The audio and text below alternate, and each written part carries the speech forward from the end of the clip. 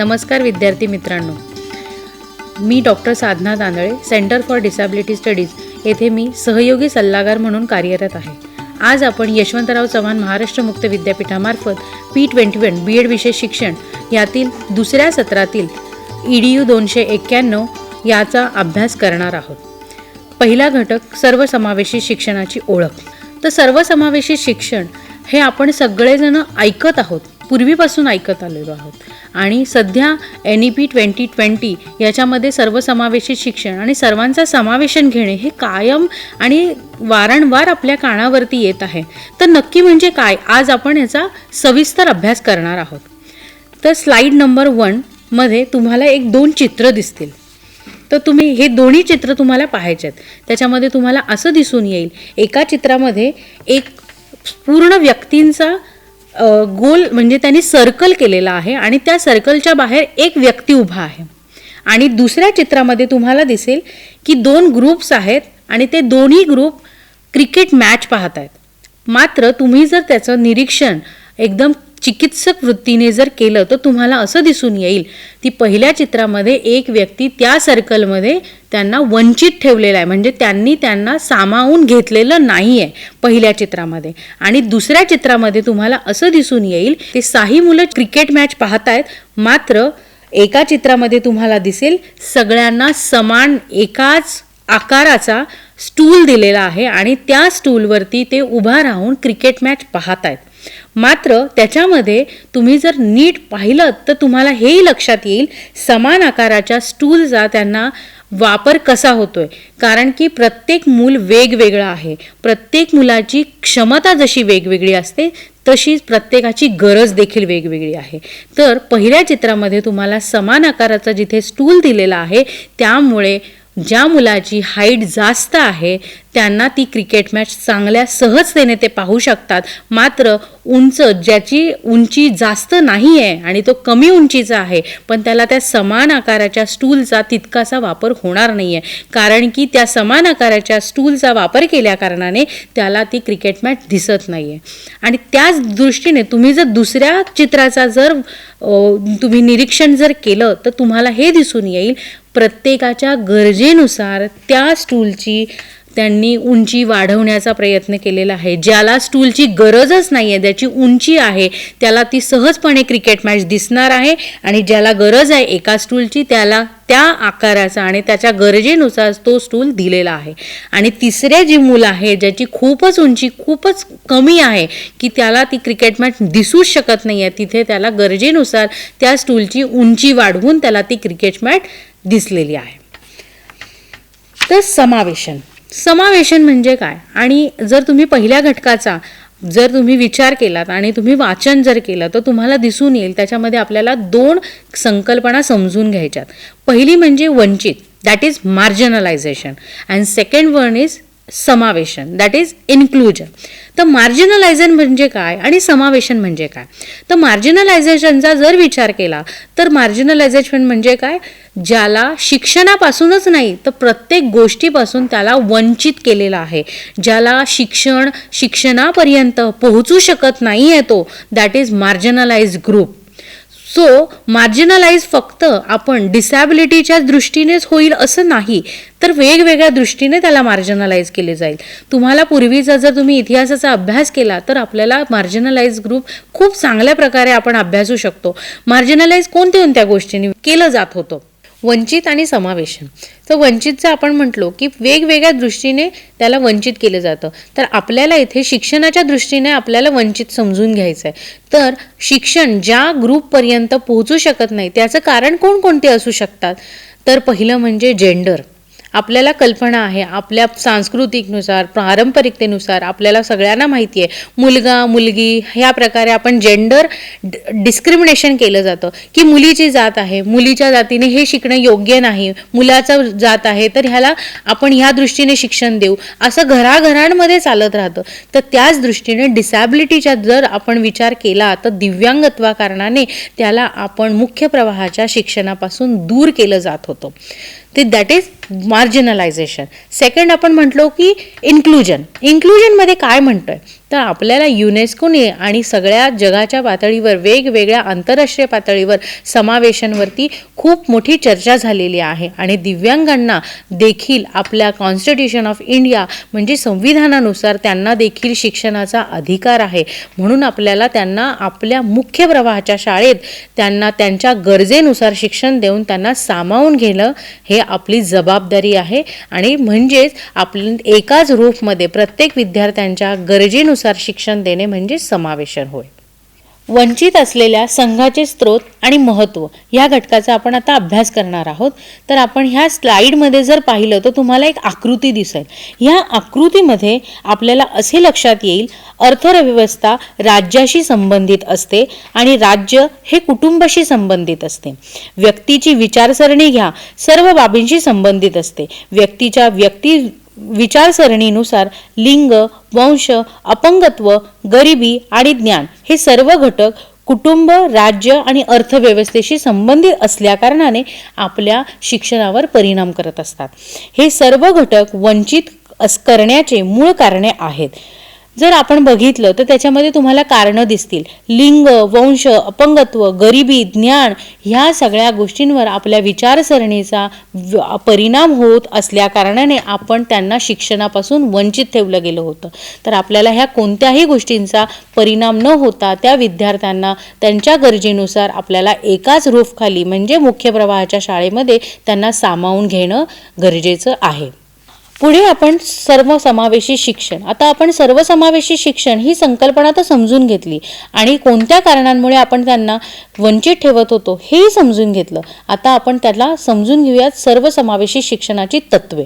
तर सर्वसमावेशी शिक्षणाची तत्वे कोणकोणती आहेत? ही तत्वे 3 प्रकारची आहेत. पहिलं मूलभूत अधिकार, दर्जात्मक शिक्षण, तिसरं शैक्षणिक समावेशन. आपलं मूलभूत अधिकार म्हणजे काय? तर दिव्यांगांना देखील आपल्याला सर्वसामान्यांना जो दिला गेलेला अधिकार आहे तोच दिव्यांगांना शिक्षण घेण्याचा त्यांचा फंडामेंटल राईट म्हणजे कॉन्स्टिट्यूशन ऑफ इंडियामध्ये आपल्याला ज्या 86 अमेंडेडमध्ये आपल्याला मूलभूत अधिकार जो दिलेला आहे तो दिव्यांगांना देखील आहे. सो समावेशी शिक्षणाचं तत्व म्हणजेच काय की मूलभूत अधिकार त्यांना देणं गरजेचं आहे. दुसरं दर्जात्मक शिक्षण. वंचित समूहाला देखील दर्जात्मक शिक्षण देण्यासाठी त्यांचं समावेशन करणे अत्यंत गरजेचे आहे. आणि तिसरं शैक्षणिक समावेशन. मानव संसाधन विकास मंत्रालयानुसार प्रत्येक वंचित समूहाला सर्वसामान्य शाळांमध्ये शिक्षण घेण्याची तरतूद केलेली आहे. त्यांना त्यांच्या शैक्षणिक समावेशन केले जाते. यालाच म्हणतात शैक्षणिक समावेशन. आपल्याला ह्या 3 तत्वांवरती सर्वसमावेशी शिक्षण मुलांना देणं गरजेचं आहे. सर्वसमावेशी शिक्षण आणि विशेष शिक्षण या दोन्ही गोष्टींमध्ये आपल्याला काही कन्सेप्ट समजून घेणं गरजेचं आहे. म्हणजे संकल्पना. तर आपल्याला 4 प्रकारच्या संकल्पना समजून घ्यायच्या आहेत. एक्सक्लुजन, सेग्रिगेशन, इंटिग्रेशन आणि इन्क्लुजन. ह्या 4 एकमेकांशी संबंधित आहेत. तर समावेशन तर आपण पहिलेच त्या घटकाचा अभ्यास केलेला आहे. तर आपल्याला एक्सक्लुजन समजून घ्यायचं आहे. एक्सक्लुजन आणि मार्जिनलायझेशन ह्या कन्सेप्ट एकमेकांशी बराच जवळचा संबंध आहे. एक्सक्लुजन म्हणजे काय आणि मार्जिनलायझेशन म्हणजे काय? तर एक्सक्लुजन म्हणजे काय? एखाद्या समूहापासून त्या व्यक्तीला दूर करणे. आणि मार्जिनलायझेशन म्हणजे काय? त्याला दूर न करता त्याच्यापर्यंत ते पोहोचतच नाही म्हणजे marginalization. Second thing is segregation. तर विशेष शाळा तर सगळ्यांनाच माहिती आहेत. तर सेग्रिगेशन म्हणजे काय? तर आपल्या दिव्यांगांना त्यांच्या दिव्यांगत्वामुळे त्यांना वेगळ्या ठिकाणी नेऊन शिक्षण देणे म्हणजेच काय? सेग्रिगेशन. मुख्य प्रवाहाच्या म्हणजे आपण ज्या शाळांमध्ये शिकलेलो आहोत त्या शाळांमध्ये विशेष मुलांना शिक्षण न देणे तर त्यांना विशेष शाळेमध्ये शिक्षण देणे म्हणजे सेग्रिगेशन होय. तिसरी कन्सेप्ट आहे इंटिग्रेशन. इंटिग्रेशन म्हणजे काय? तर इंटिग्रेशन हा एक सेग्रिगेशन आणि एक्सक्लुजन मधली एक कन्सेप्ट आहे मी म्हणेन. कारण की का इंटिग्रेशनमध्ये काय केलं जातं? विद्यार्थ्यांना विशेष शाळेमध्ये टाकलं जातं आणि विशेष गरजा ज्यांच्या असतात त्या पूर्ण करून त्यांना मुख्य प्रवाहाच्या शाळेच्या मुलांशी तुलना करून त्यांना त्यांच्या पातळीवर आणून त्यांना काही वेळापुरता इंटिग्रेट म्हणजे काय, त्यांना त्या शाळेमध्ये काही वेळासाठी पाठवले जाते. आता तुम्ही म्हणाल इंटिग्रेशन म्हणजे काय, काही वेळासाठी म्हणजे काय, तर काही वेळासाठी म्हणजे काय, इंटिग्रेशन हे वेगवेगळ्या पद्धतीचं आहे. इंटिग्रेशन हे वेगवेगळ्या गोष्टींमध्ये केलं जातं. तर काही मुलांना को करिक्युलर ॲक्टिव्हिटीजसाठी त्यांना मुख्य प्रवाहाच्या शाळेमध्ये पाठवलं जातं. काही मुलांना काही विषयांसाठी इंटिग्रेट केलं जातं. मुलांची म्हणजेच काय, काही विषय हे आपण कसं ठरवणार. आता तुम्हाला असा प्रश्न पडला असेल, हे कसं ठरणार, म्हणजे नेमकं कोणाला आपण इंटिग्रेटेड स्टुडंट असं म्हणणार. तर आपण वेगवेगळ्या पद्धतीचं इंटिग्रेशन करू शकत असतो. विद्यार्थ्यांच्या गरजेनुसार ते शिक्षकाला ठरवायचं असतं की ह्या विद्यार्थ्याची गरज काय आहे आणि ह्या विद्यार्थी मुख्य प्रवाहाच्या विद्यार्थ्यांशी तुलनेत आणि सोबत बसून कोणत्या गोष्टी करू शकतो हे प्रथमतः आपल्याला शिक्षक म्हणून जाणून घेणे अत्यंत गरजेचं असतं. ते जाणून न घेतल्यास आपण त्याचं इंटिग्रेशन यशस्वीपणे पार पाडू शकत नाही. तर काही विद्यार्थ्यांची गरज अशी असते की मुलं खूप छान अभ्यासात खूप छान आहेत, पण त्यांची को करिक्युलर म्हणजेच काय, समाजामध्ये ते वावरू नाही शकत, सोशली तेवढे मुख्य प्रवाहाच्या विद्यार्थ्यांशी समानतेने नाही वागू शकत. तर आपल्याला त्यांचा सामाजिक विकास करण्यासाठी त्यांना आपल्याला को करिक्युलर ॲक्टिव्हिटीजमध्ये मुख्य प्रवाहाच्या शाळांमध्ये पाठवणं गरजेचं असतं. तर काही विद्यार्थ्यांचं असं असतं की सामाजिकदृष्ट्या ते खूप चांगले आहेत, पण त्यांचं अकॅडमिकली म्हणजे शैक्षणिकदृष्ट्या त्यांचं विषयाचं ज्ञान तितकंसं पुरेसं नाही. तर त्यांना कोणत्या गोष्टीमध्ये आपण सामान्य मुलांच्या तुलनेत घेऊ शकतो, तर त्यांच्या को करिक्युलर ॲक्टिव्हिटीजमध्ये ते छान आहेत, तर त्यांना त्या विषयांसाठी तिथे पाठवणं म्हणजेच काय, पार्शियली फुल टाईम असे आपण त्यांना इंटिग्रेट करू शकतो. तर विशेष शाळा आणि मुख्य प्रवाहाच्या शाळा इंटिग्रेशनमध्ये ह्या दोन्ही शाळांचं खूप महत्त्व आहे. कारण विशेष शिक्षक आणि सामान्य शिक्षक हे दोन्ही बरोबरीने इंटिग्रेटेड स्टुडंटसाठी काम करत असतात. तिसरं आहे इन्क्लुजन. तर आता इंटिग्रेटेडमध्ये आणि इन्क्लुजनमध्ये मी जाणून बुजून तुम्हाला तुलनात्मकदृष्ट्या तुम्हाला दोन्ही कन्सेप्ट शिकवणार आहे.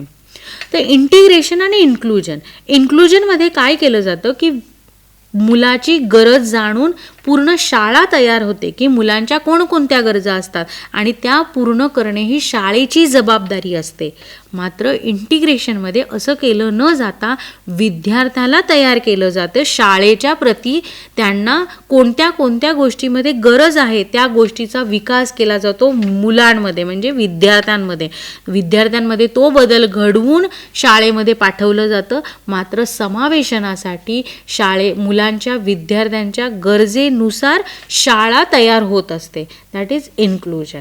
म्हणजे तिथे प्रत्येक मूल वेगवेगळं आहे, प्रत्येक मुलांची विविधता वेगवेगळी आहे. त्यांच्या गरजेनुसार शिक्षण देणं हा शाळेची जबाबदारी आणि शाळेचं कर्तव्य मानलं जातं. मात्र इंटिग्रेशनमध्ये असं न करता विद्यार्थ्याला सांगितलं जातं तुझं ह्या गोष्टीमध्ये तुझी कमतरता आहे, ही पूर्ण करणे ही तुझी जबाबदारी आहे. शाळेकडून तुला इतक्या साऱ्या गोष्टींसाठी आम्ही तुला मदत करू शकत नाही. हे अशा पद्धतीचे इंटिग्रेशन आणि इन्क्लुजन या दोन गोष्टी आपल्याला अभ्यासता येतील. आता आपण ज्या संकल्पनांचा विचार केला आणि ज्या संकल्पनांचा अभ्यास केला त्या संकल्पनांच्या आधारावर दिव्यांग मुलांच्या शिक्षणातील बदलत्या पद्धतीचा अभ्यास करणार आहोत. ज्या संकल्पनांचा आपण अभ्यास केला म्हणजे पहिलं चित्र तुम्हाला दिसेल तिथे लिहिलं स्पेशल एज्युकेशन, दुसऱ्या चित्रामध्ये तुम्हाला दिसेल इंटिग्रेटेड शिक्षण आणि तिसऱ्या याच्यामध्ये दिसेल तुम्हाला इन्क्लुझिव्ह एज्युकेशन. तर पहिल्या चित्रामध्ये तुम्हाला काय दिसतंय, तर तुम्हाला हे दिसेल की चारीही ठोकळे समान आहेत. दुसऱ्या चित्रामध्ये काहीतरी एक व्यक्ती काहीतरी करतोय आणि दुसऱ्या त्याच्याच बाजूला एक ॲरो देऊन त्याला दुसऱ्या एका रकान्यामध्ये फिट करण्याचा प्रयत्न करतोय.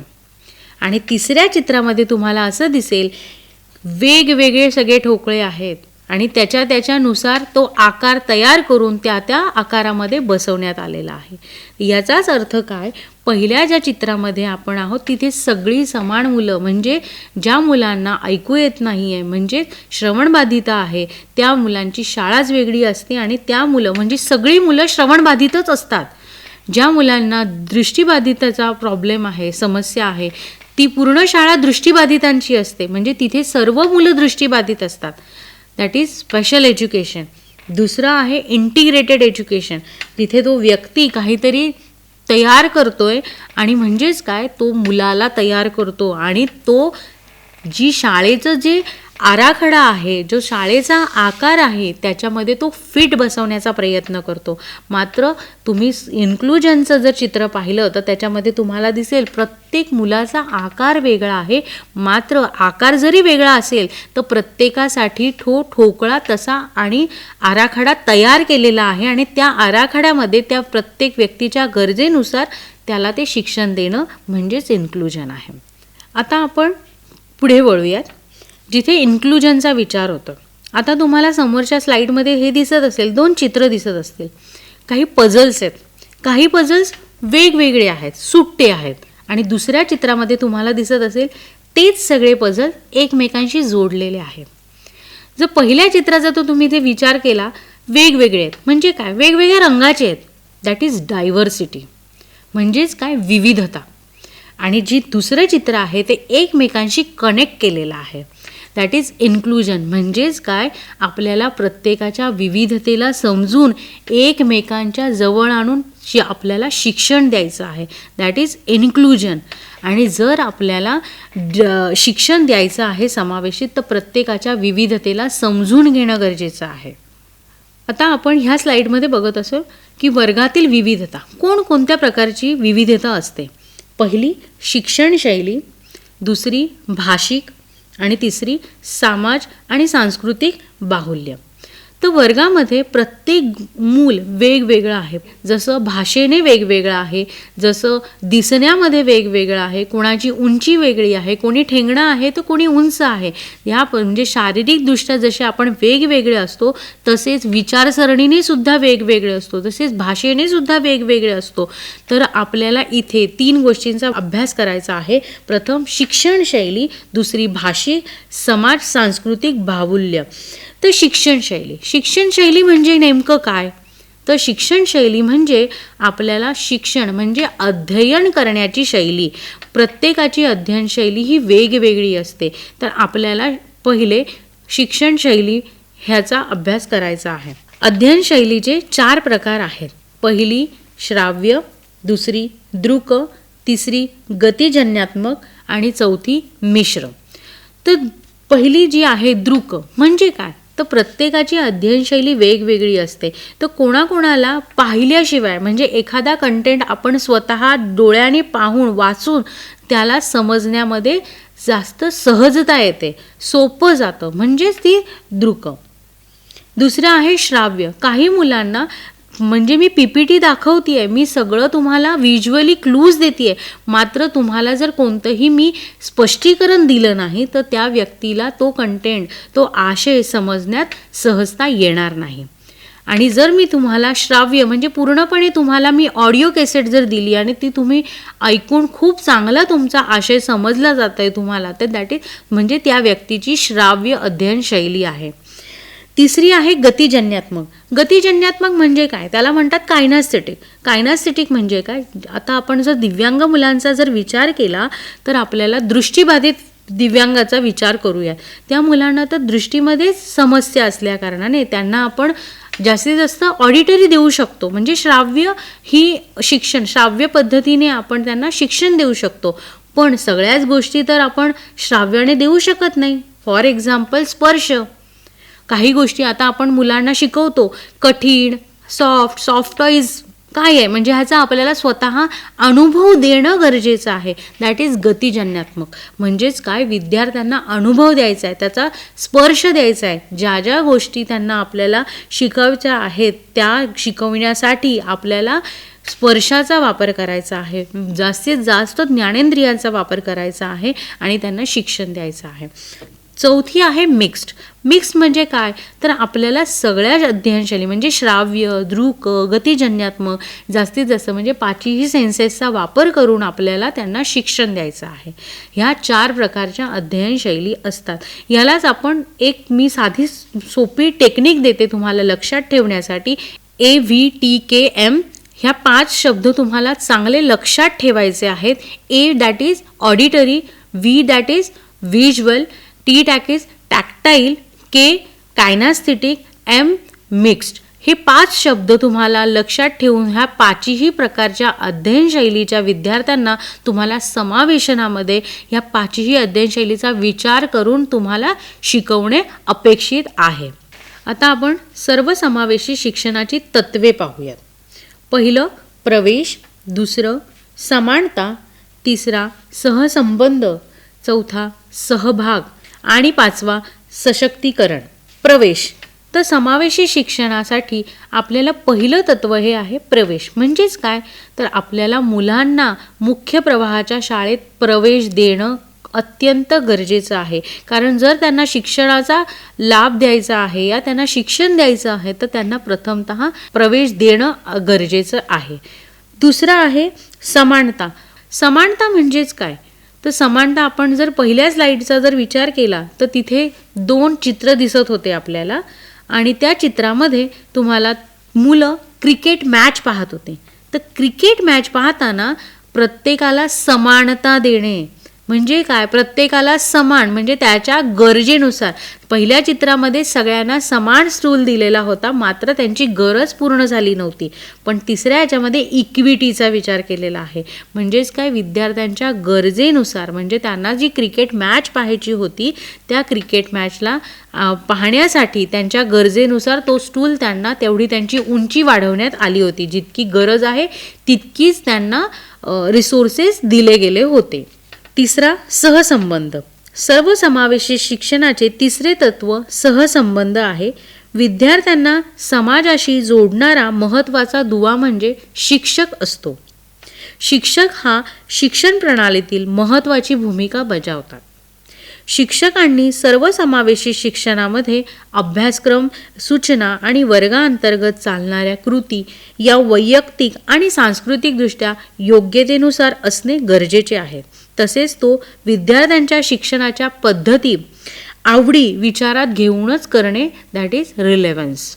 म्हणजे विद्यार्थ्यांच्या सहसंबंध म्हणजे काय, त्यांच्या गरजेनुसार आणि त्यांच्या गरजा विचारात घेऊन ते नियोजन आणि आराखडा करणे अत्यंत आवश्यक आहे. चौथा सहभाग. तर सहभाग म्हणजे काय, तर आपण दिव्यांग पहिल्या जर आपण तत्वाचा विचार केला तर म्हणजेच काय, विद्यार्थ्यांना आपण प्रवेश तर दिला, इक्विटीसुद्धा दिली आणि सहसंबंधसुद्धा म्हणजे त्यांच्या गरजेनुसार आपण त्यांना नियोजनसुद्धा केले. पण मात्र जर त्यांना एखाद्या गोष्टीमध्ये सहभागच नाही दिला तरीसुद्धा तुमचं समावेशी शिक्षण यशस्वी झालं असं आपण म्हणू शकत नाही. म्हणजेच काय, एखाद्या आपण एखाद्या वर्गाचा जर विचार केला, वर्गामध्ये मुख्य प्रवाहाच्या वर्गामध्ये विद्यार्थ्याला प्रवेश दिला आहे, वेगवेगळ्या ॲक्टिव्हिटीज होतात, मात्र त्याला ऐकू येत नाही या त्याला दिसत नाही म्हणून एखाद्या कृतीमध्ये त्याचा सहभागच जर नाही घेतला आणि तुम्ही दुसऱ्या बाजूला म्हणता की आमची समावेशित शाळा आहे, आम्ही समावेशन केलेलं आहे, तर मुळीच तुम्ही हे वाक्य तुम्ही बोलू शकत नाही. कारण त्या विद्यार्थ्याला जितकं प्रवेश देणं गरजेचं आहे तितकाच त्या विद्यार्थ्याचा प्रत्येक कृतीमध्ये सहभाग घेणे तितकाच आवश्यक आहे. तर सहभाग हे तत्व म्हणजेच काय, 4ही तत्व आपल्याला खूप महत्त्वाचे आहे. आणि जर 5व्या तत्वाचा विचार केला, सशक्तीकरण. सशक्तीकरण म्हणजे नेमकं काय, सशक्तीकरण म्हणजे काय की विद्यार्थ्यांच्या आणि त्यांच्या कुटुंबाच्या ज्या काही गरजा आहेत त्या गरजा पूर्ण करण्यासाठी आपल्याला त्यांना सशक्त करायचं आहे. म्हणजे त्यांच्या गरजेनुसार त्यांना जी काही माहिती हवी आहे शिक्षणाच्या बाबत ती पुरवणे त्यांचं कर्तव्य आहे. या 5ही तत्वांचा आपण अवलंबन केल्यावरच आपण सर्वसमावेशी शिक्षण यशस्वीपणे पार पाडत आहोत असे आपण म्हणू शकतो. आत्तापर्यंत आपण सर्वसमावेशी शिक्षणातील वेगवेगळ्या संकल्पनांचा अभ्यास केला, तसेच दिव्यांग विद्यार्थ्यांच्या शिक्षणातील वेगवेगळ्या पद्धतीचा अभ्यास केला, तसेच सर्वसमावेशी शिक्षणातील अध्ययनशैली आणि विद्यार्थ्यांची विविधता ह्यावर आपण चर्चा केली. आणि आता आपण सर्वसमावेशी शिक्षण पार पाडण्यासाठी कोणकोणत्या प्रकारचे अवरोध येतात याचा आपण अभ्यास करणार आहोत. तर आपल्याला ह्या स्लाईडमध्ये दिसत असतील 3 प्रकारचे अवरोध. पहिला आहे दृष्टिकोनात्मक, दुसरा शारीरिक आणि तिसरा अध्ययन. पहिला अवरोध दृष्टिकोनात्मक अवरोध. दृष्टिकोन हा मानवाच्या आयुष्यातील मूलभूत घटक आहे. दृष्टिकोनामुळे आपण व्यक्तीच्या वर्तनावर आणि विकासावर परिणाम करणारा घटक मानला जातो. विद्यार्थ्यांबद्दलचा दृष्टिकोन सकारात्मक असणे अत्यंत आवश्यक आहे. आपण आता सर्वसमावेशक शिक्षणासाठी येणाऱ्या दृष्टिकोनात्मक अवरोध म्हणजे काय? उदाहरणार्थ, एखाद्या विशेष मूल सर्वसामान्य मुलांसोबत शिकू किंवा खेळू शकत नाही असे एखाद्या पालकाने किंवा शिक्षकाने अशी समजूत ठेवणे म्हणजे नकारात्मक दृष्टिकोन होय. ह्या दृष्टिकोन बाळगल्याने विशेष मुलाला त्याचे पालक किंवा शिक्षक सर्वसामान्य मुलांसोबत खेळण्यास, शिकण्यास पाठवणार नाहीत. म्हणजे मुलाला सर्वसामान्य मुलांसोबत शिकण्याशी आलेला दृष्टिकोनात्मक अवरोध होय. आपण सर्वसमावेशक शिक्षणासाठी येणारे अवरोध पाहूयात. शिक्षकाबद्दलचे दृष्टिकोनात्मक अवरोध. सर्वसमावेशित वर्गात सर्वांना समान वागणूक न देणे.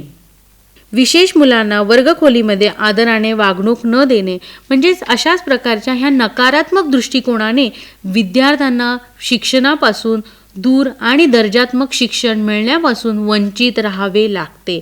म्हणजेच काय तर विशेष मुलांच्या बाबतीत आपल्याला सकारात्मक दृष्टिकोन ठेवणे अत्यंत गरजेचं आहे. जर आपण सकारात्मक दृष्टिकोन ठेवला तर त्या पालकाचा आणि तर त्या विद्यार्थ्याचा